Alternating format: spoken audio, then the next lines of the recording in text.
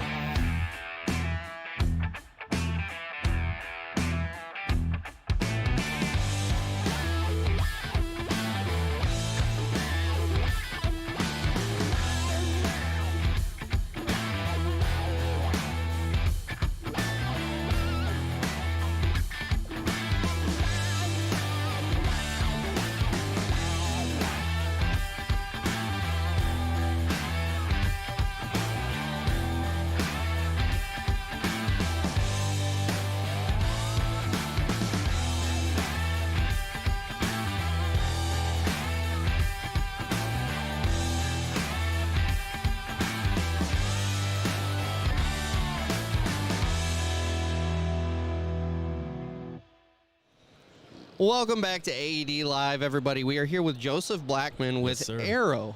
Tell us a little bit about what you guys do. Well, shoot, Arrow's it starts off as a CRM, but it's so much more than that. Yeah. So a little bit about me. I used to sell heavy equipment, and the CRM that we had, it was trash. What were you using? You said not to say. Okay, names. all right. You told me not one to. One of the big ones. We'll just say that. One of the big ones. One All of the huge right. guys in Hi, I'm with you, and I wasn't happy with it. So it wasn't mobile first. We're salesmen. We're out in the field. I'm a millennial. I mean, there's Gen Zers, millennials, Gen X's, and boomers. Boomers bought it, and millennials use it, right? So I wanted something that kind of looked, felt like Instagram, LinkedIn, Facebook. Absolutely. And our founders, they're smart, and they created that. So it's a customer or a salesman-based mobile-first CRM. I'm going to tell you right now, the big one we were talking about that we won't mention. Yeah. I use that app. Pale's horse. Yeah. Okay. I use that sucker for. I tried to make it work for a week, and within a week I deleted it. It's tough. It was terrible. It was brutal to try to navigate through. You want something intuitive and easy, and that's So you guys are built from the ground up. Ground up. For sales guys in the field. Yep. Not for like managers who just look at numbers all day. They're just info fapping.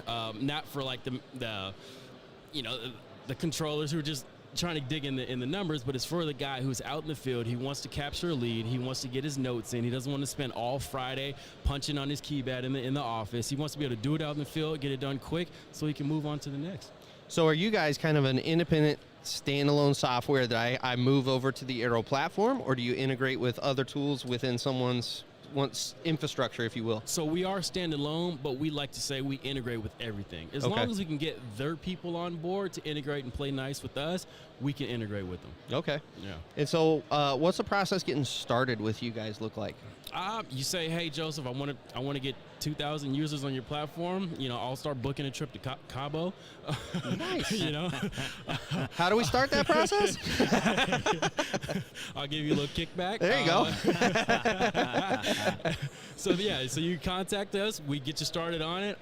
It's usually 60 to 90 days for getting it up, and that means our customer success teams comes out to you, gets all your pictures, all your data, all your information, puts it in the platform. So when your sales guys open it up, they see all their pieces of equipment. So from day one, they could take a XYZ piece of equipment, share it out to a customer, and start making sales. Now, one of the things we had talked about on our preliminary call was you guys do actually integrate with all the contacts in my phone. Yep. The text message. Now, text messages is handled through the application. So on my end, if I'm the salesman, the text message is on the Arrow app. Okay. But to you just see like just a regular text message. Just like in your iMessage or your Android platform. And what's cool about that is that it logs it in the chat in the app. Your manager, whoever else, can see what you guys have been talking about, whether it's good or bad, they can see Sure. what you're talking about. So don't get too loose on that. Into the archives, baby. Now, are you guys targeting just a specific audience, or how's this working? Are you just staying in the U.S., globally, and how's someone get in contact with you? I mean, contact, you could reach out to any one of us. Go to the website. You can find out a way to get in touch with us. As of now, we're U.S. only. We are going worldwide with it, so it can work for anybody. And you said the target market, we're in the heavy equipment, ag, and rental sales market. So yeah. Okay. And then what's the difference here? You're obviously at the summit right now. I'm here, baby. What are the potential people that aren't here? What are they missing out on by not walking in and seeing you guys and having a conversation? You know, probably the best is just being able to see me in pants, man. Ooh. Like, we're a remote company. I never wear pants, right? You don't have to. Zoom meetings are beautiful. I mean, but aside from that, it's just being able to shake hands with guys. I mean, this is an intuitive industry. We like to touch stuff, feel stuff. I want to touch you. I want to feel you, you know? I want to shake your hand. Not like that. I want to shake your hand, look you in the eye, and be able to, like, make that connection, that quick connection with you. And being remote, being on the computer screen, that's cool. You can get the job done, but it's not the same. It's not the same, yeah. No, not at So all. going back to your software, Uh-huh. I'm assuming much like the Pale Horse software we discussed, you guys have the ability to kind of track the conversation not only through text message but email, phone calls, Yep. and then I can set alerts for myself as a salesperson to, hey, follow up with Joseph here in Yep. 3 or 4 days. Yeah. So if let's say you talk to, Jimmy on Monday, right? You put him in your pipeline. You can set an alert, or you can have an auto alert set for you, like on Wednesday, saying, hey, send him the quote. Okay. And then it'll ding. Okay, did you send Jimmy the quote? No. Okay, send him the quote. And then 2 days after that, it can be an auto alert that says, hey, follow up on the quote if he got it or not. And then you can actually check and see if he got it or not, because we have that in the software also. And then let's say 2 weeks from now, follow up again. Another week, follow up. And then your whole pipeline is set out for you. It makes it pretty much idiot proof. Like you get a guy in your pipeline, and now all the alerts would just fall into your lap and say, hey, do the next thing. All right, do the next thing. Yeah. So now, do you guys have an actual PC component? So there were days, don't get me wrong, when I wasn't in the field, when I was sitting in my office and I was cold calling. Yeah. I do like the flexibility of getting on the computer. Yeah. Do you guys have the computer yeah. software as well? Yeah. So it is not Desktop also. only mobile. Nope. Mobile, desktop. Surprisingly enough, we do most of our demos desktop, just because it makes sense for us when we're sharing a computer screen and we can't sit next to each other and all that. But the app was created mobile first in mind. Yeah, absolutely. The next question I have, now you and I are sales guys. Yeah. We hate the, what did you call it? The info fappers? I love that term. That was beautiful. Yeah, guys are just looking at information. Exactly. I hate it because what it turns we're into. out in the field, man. It's not like, and it turns into babysitting. Let's be Amen. honest. Yeah. Now, there are people who want to babysit. Yeah. What kind of reporting tools do you guys offer? Everything all the other sales apps have. Okay. I mean, you can see what a guy has in his pipeline, his potential sales.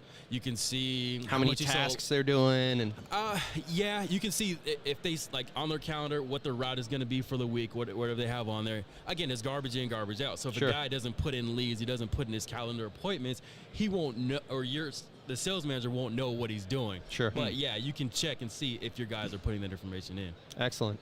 Yeah. Any other questions you got, Rick? Not really. I'm not a pretty techie guy. here. So I can talk shop more with you on this. Rick's never been on the sales side, and when Why it comes not, to technology, man? What's wrong with sales, man? Look, I run the trenches, man. I can move money and make business happen. But when it comes like this telephone, he's a caveman. I'm bringing him up to speed. I'm still learning some of the app stuff. So the end result, like if I came into like the Salesforce or something, you guys are basically making the software for someone like me real easy, because when something doesn't work, I don't understand if it's good technology or bad technology. I just know when I hit a door and it doesn't open, I'm lost. So by integrating and advancing with the new changes and being able to be remote, working on the computer or at the phone, right on a job site or, at a hotel, that's stuff that I need for a business. But I don't understand the whole techie conversations of how it makes it happen. I walk up to you and I go, Joseph, sorry, I need this to work, and this is what I need it to do. Make it happen. Let me know tomorrow. I don't know if you've picked up on this. Rick is determined to make your name Alex. Who's Alex? He must be a cool guy. But it's kind of like a heavy piece of equipment. It's if it gets the job done for you, you're gonna buy more of it. Correct. If you take care of it, it's gonna if guys don't. give their equipment TLC and loving, and upkeep with it, it's not going to do its job for you in the long run. And that's why the app is built for guys to be able to treat it right from the start, and then in the back end, it'll give you that ROI on it. So what separates a tech? There's so many tech companies out here. Too many. And not just everyone wants to say mobile first, but what actually sets, like when you guys set the bar, I feel like the bar out there is set pretty high in the industry you guys are. What sets you guys apart and you're so unique? I would say, so when you say mobile first, like what means mobile first? My definition would be being able to access what you need to access in like 3 taps or less. Yeah. Meaning like how Steve Jobs said, I want everybody to get to everything in an iPhone with 3 taps or less. Yeah. And we figure that out. And then also being able to share it easily. I remember the days of building a quote. I would literally have to open up a Word document, right? I'd have to copy and paste in like a picture and then copy and paste in text and like put in the price and then like figure out the sales tax and hopefully it's the right county and all that stuff. And like that's a headache, and I could only do it on the desktop. And now with the app, it happens for you. Like it's done for you. You can do it in mobile while you're in traffic, getting to the next customer. And that's what you guys are basically doing all right in-house. You're taking all that stuff that I would struggle with, putting it in an app, and it's right here. Yep. Like if you got a part that you want to have a sale on, you can say, hey, I want to sell the XYZ part. All 5 of your sales reps can send it out to 20 people, and those customers can actually buy it through the message they got from the app. You don't have to do some email campaign. You can just send it out from your phone. So Rick's whole thing there, his spiel about being so technology inept, that actually leads me to a great question. There's a lot of older sales guys out there that are pretty technologically inept. Yeah. Do you guys offer training when we implement Aero? Or is that something where we just kind of fumble through it as sales guys in the field? No. It's you hired Rick. How do you get him? Yeah, how do we get Rick to use Aero and be successful? So, the customer success team comes out. They physically sit next to you and pretty much walk you through everything. Wow. Okay. Charles, what he does is he says, you do it on your phone first. Like, you walk me through how to do it, which is great because now you have to intuitively, figure your brain out how to make it happen. So yes, we come out, we show you how to do it, and then we're always down to hop on a video call and say, all right, now share the screen of your phone, and I'll show you how to do X, Y, Z. Because I feel like a lot of the stuff, even on some of the apps and the technical part, where when I do buy a piece of software or whatever, I'm almost fumbling my way through it. Yeah. Because you buy it, but there's no backup. There's no manual. They made the sale and they walk away. So that's almost like junk to me. But I buy it and I research it constantly on YouTube, or I'll call Brian or you or somebody, and I'll just be like, hey, what about this, or how's it work? But there's no back door. They got their sale, they're gone. Now it's dead money. I got to go find something else. I get it. I mean, there's plenty of videos on YouTube of how to work XYZ in the app. But again, we can only, and the reason why we're month to month is that, like, if I told you, hey, you bought this app, it's going to be cool, it's going to work for you, then I disappear to Cabo for 3 years, you're going to be like, oh, you just took my money. But we're month to month, so you can cancel at any time if I don't stand behind my word. So that's, and you guys are always looking to evolve and keep everything up to date. So that actually brings me to another question. We don't want to get into pricing specifically, but your pricing structure. I'm assuming there's some sort of implementation fee, and then from there it's month to month? Yep, $99 a month per person. Okay. So if you got 2 guys, it's $200 a month. Okay. There is a setup fee, and that's $4.99 per person. Now, it's a one time. Is there a cap on individuals, or is it just all the way? If we got 50 salespeople, it's 99 times 50. Yep. Okay. Yep. Easy math to do. You could do it on your calculator in your head, however, Yeah. Perfect. However smart you are, Well, thanks for being on, man. Yeah. I almost here's the influence he's got. I almost called you Alex. Yeah. it's Joseph Blackman. It's Joseph. Come on, with Aero. I know. By the way, thanks for your time. Thank you guys for watching. Yeah, absolutely. Thanks for being on, and absolutely, as always, you've heard me say it over and over again. Hit the subscribe button. Hit the bell notification. Hit it, and we'll catch you guys here in a bit with someone else here from the AED conference. Thanks, guys.